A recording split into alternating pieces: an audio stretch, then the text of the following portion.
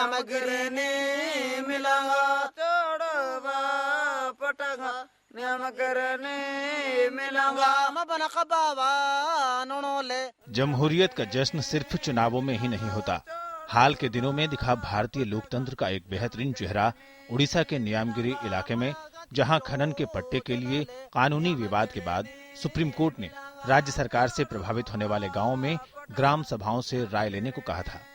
इलाके में 12 पल्ली सभाएं यानी ग्राम सभाएं आयोजित की गईं और हर ग्राम सभा ने अपनी जमीन देने से इनकार कर दिया।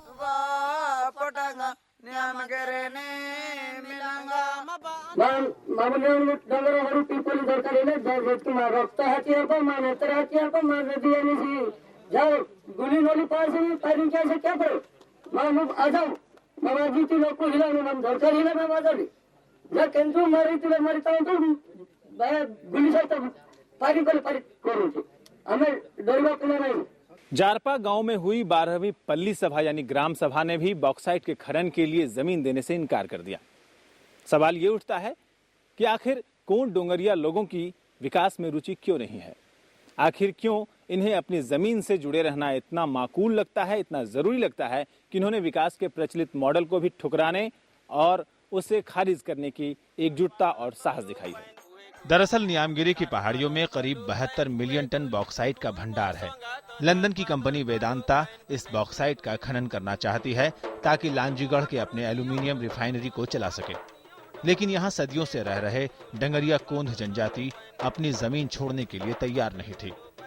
डंगरिया कोंध नियामगिरी पहाड़ को अपना देवता नियाम राजा मानते हैं और उनका मानना है कि नियामगिरी पहाड़ी उनके जीवन यापन के लिए काफी है। नियामगिरी सुरक्षा समिति के लोग भी विकास की मौजूदा धारणा से इत्तेफाक नहीं रखते। क्या देश के विभिन्न हिस्सों में मौजूद आदिम जनजातियों के रहन सहन, खान पान और लोक संस्कृति के हिसाब से एक बार फिर विकास की अवधारणा को नए सिरे से परिभाषित करने की जरूरत है? एटा हमें चढ़वा के पबर नहीं, अब हमर जीवन गोले मिसा हमें चढ़बू नहीं। ये प्रक्रिया हमको थोड़ा टाइम भी मिला और आदिवासी का जो मन में जितना आशंका था ये तो दूर हो गया है और अगला जीत के मंजिल तक पहुंचेंगे ये भरोसा तो आदिवासी का मन में आ चुका है। हालांकि ये बहस का विषय है कि विकास की मौजूदा अवधारणा और उसके व्यापक असर क्या होंगे। क्या अरबों का निवेश ज्यादा महत्वपूर्ण है या फिर सदियों पुरानी भाषा, तहजीब और जीवन शैली को बचाना? लेकिन इतना तय है कि बरास्ता सुप्रीम कोर्ट भारतीय लोकतंत्र ने नियामगिरी में भूमि अधिग्रहण के मामले में अपनी परिपक्वता का परिचय दिया है। ऋतु वर्मा के साथ मंजित ठाकुर, डीडी न्यूज, कालाहांडी, उड़ीसा।